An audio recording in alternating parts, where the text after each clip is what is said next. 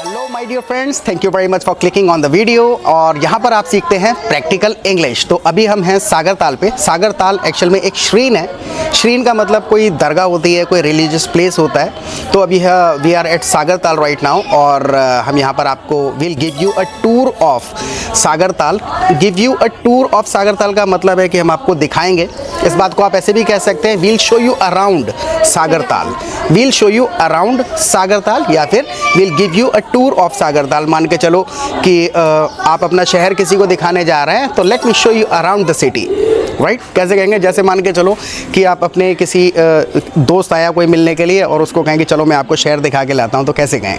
Late me show you my city ना, let me show you my city. और सिर्फ घुमाने की अगर बात करें तो let me show you around the city. Let me show you around the city या फिर आप कह दीजिए come on I will give you a tour of my city. Right, जैसे आप अपना घर ही हम किसी को दिखाने के लिए जाएं कि चलो मैं आपको अपना घर दिखाता हूँ, so let me show you around my house. Around my house, right, चलो मैं आपको अपना घर दिखाऊं। या फिर कह सकते हैं let me give you a tour of my house. अगर बहुत बड़ा घर है तो let me give you a tour of my house. इसका मतलब ये किसी को कुछ दिखाना तो we'll show you around the Sagar Tal. हम आपको ये पूरा दरगाह दिखाएंगे और दरगाह से रिलेटेड एक सेंटेंस है। चल मैं मेहरीन कुछ बेसिक सेंटेंसेस और वोकेबलरी बताता हूँ। रिलीजियस प्लेसेस पे जब हम विजिट करते हैं तो क्या क्या हम बातें करते हैं वहाँ पे जा करके। जैसे ये कहें कि दरगाह पे सब लोग चादर ऑफ़र करते हैं, राइट? तो वी ऑफ़र चादर एट द दरगाह। और इंग्लिश में कहें तो कह सकते हैं वी ऑफ़र चादर एट द श्रीन। श्रीन मतलब किसी रिलीजियस स्कॉलर की ग्रेव, कब्र। तो अगर कोई रिलीजियस स्कॉलर वहाँ पे अगर बरीड हैं, दफन हुए हैं, तो बरीड का मतलब होता है दफन होना, right? So if a religious scholar is buried there then we call that place a shrine. उस ग्रेव को हम श्रीन कह देते हैं। So people offer chadar at the shrine. आपने क्या करा था अभी? फ्लावर्स ऑफर कर रहे थे, तो क्या करा था? I offered flowers at the shrine, right? She offered flowers at the shrine. और एक कई बार हम क्या करते हैं, हम कई बार जाकर के मन्नत मांगते हैं। मन्नत मांगना अलग है, देखो प्रे करना अलग है। I prayed, हाँ, प्रे करना अलग है। आई प्रेड एट द श्रीन, मैंने श्रीन के पास जाकर के प्रे किया। और अगर मन्नत मांगते हैं तो उसको कह देते हैं to make a vow. Make a vow, ये वो वाला वाव नहीं है, मज़े वाला वाव नहीं है, ये एक्साइटमेंट वाला, ये है VOW, right? So I made a vow, यानी मैंने एक मन्नत मांगी। आई मेड अ वाव, मैंने एक मन्नत मांगी। So I made a vow at the shrine, यानी वहाँ जाकर के एक मन्नत मांगी। So I've made a vow, if this video hits 1 lakh views, then I'll come back here and offer a chadar at the shrine.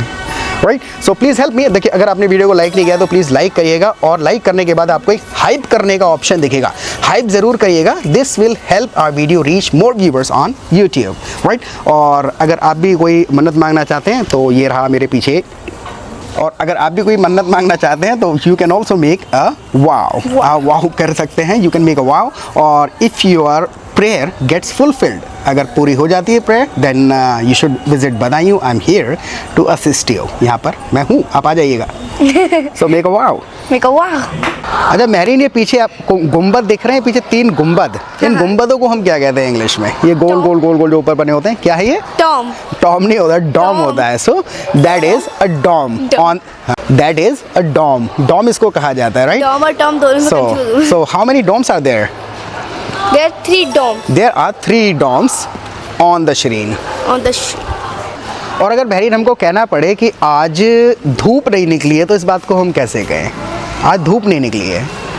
The sun is not come out today. नहीं, the sun hasn't come out today. The sun hasn't come out today. The sun hasn't come out today. Right, the sun has not come out today. Actual में धूप के लिए कोई translation होता नहीं है हमारे पास इंग्लिश में, तो इट्स सनी कह सकते हैं, इट्स नॉट सनी कह सकते हैं। और अगर स्पेशल सूरज की अगर हम बात करेंगे तो कहेंगे the sun hasn't come out today. अगर इस बात को थोड़ा ग्रामर का पार्ट है, अगर मैं ऐसे कह दूं the sun didn't come out today, तो कैसा लगेगा?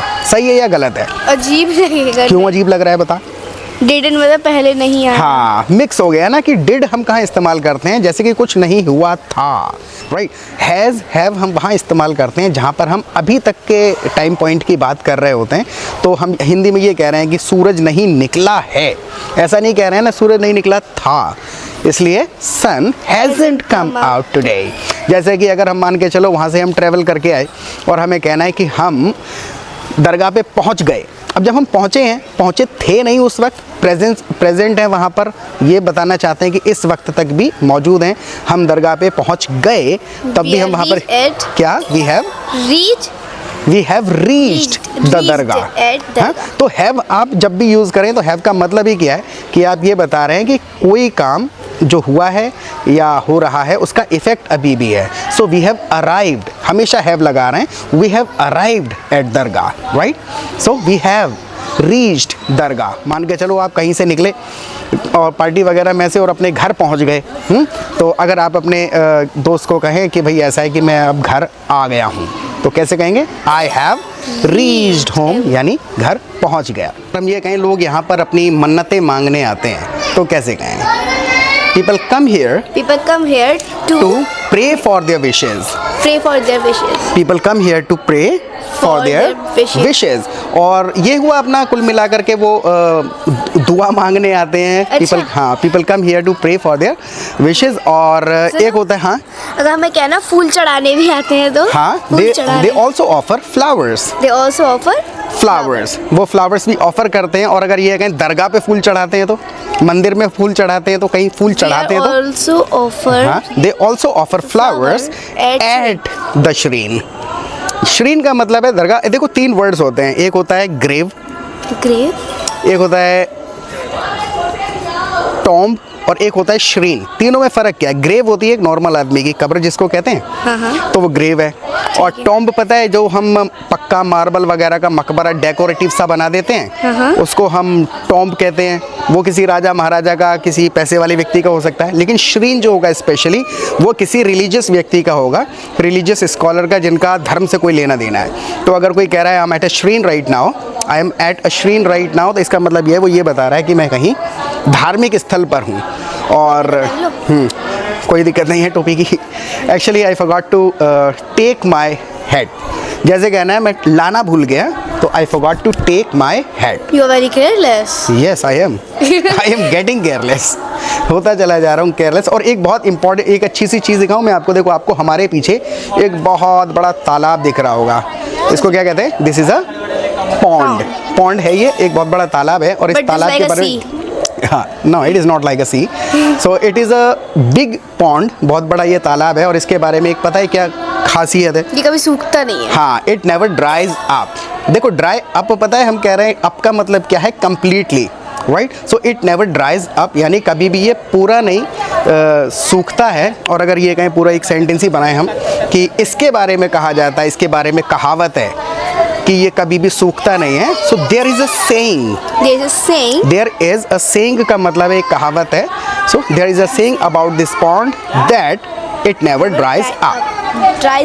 इट नेवर ड्राइज अप, यानी कि ये पूरा का पूरा कभी नहीं सूखता है। बारिश आ गई, राइट। जैसे हम अप पता है कहाँ इस्तेमाल करते हैं? जैसे कि मान के चलो टैंक पेट्रोल डलवाने की जब हम बात कर रहे थे, वहाँ पे भी हम कह रहे थे let's fill up the tank, यानी चलो पूरा भर लें। So it never dries up, यानी पूरा का पूरा नहीं सूखता कभी भी।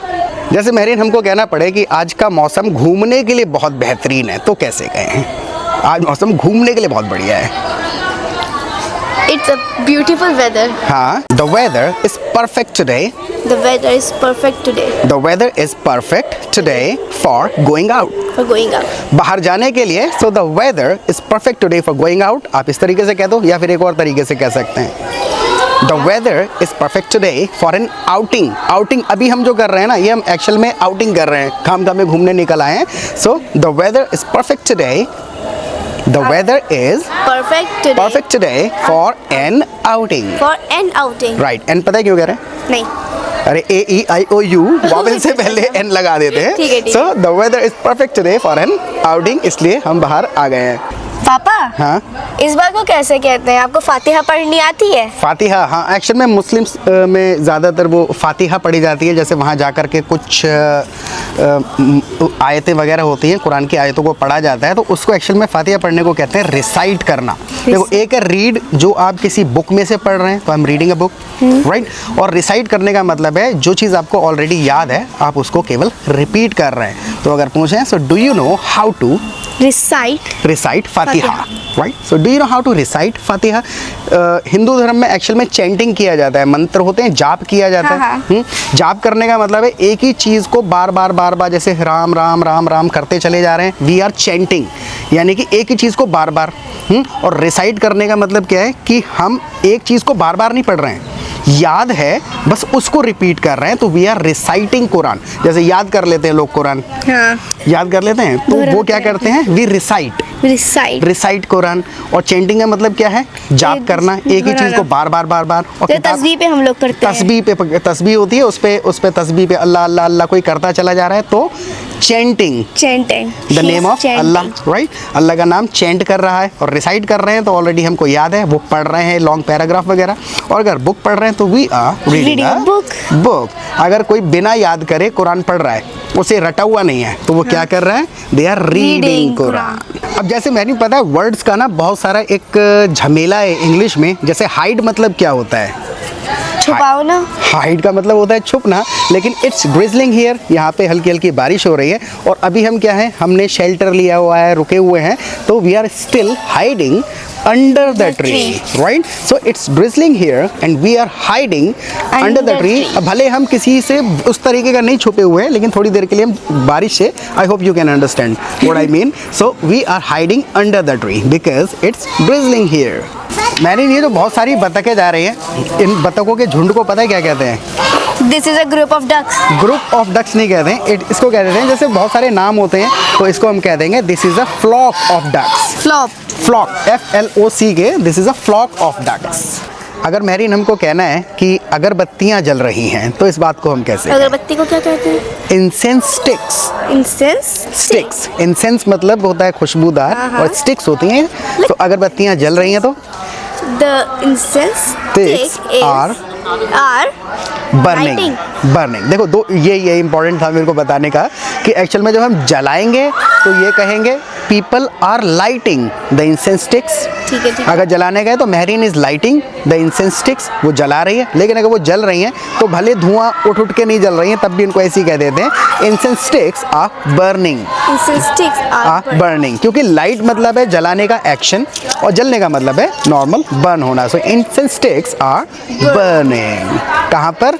Eight the shrine. और हम अभी फूल चढ़ाने का इंतज़ार कर रहे हैं, हम चढ़ा दिए, हाँ, हम फूल चढ़ाने का भी इंतज़ार कर रहे थे, कोई केयर टेकर था नहीं वहाँ पर।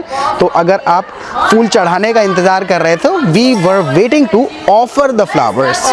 ऑफर करा जाता है, so we were waiting to offer the flowers.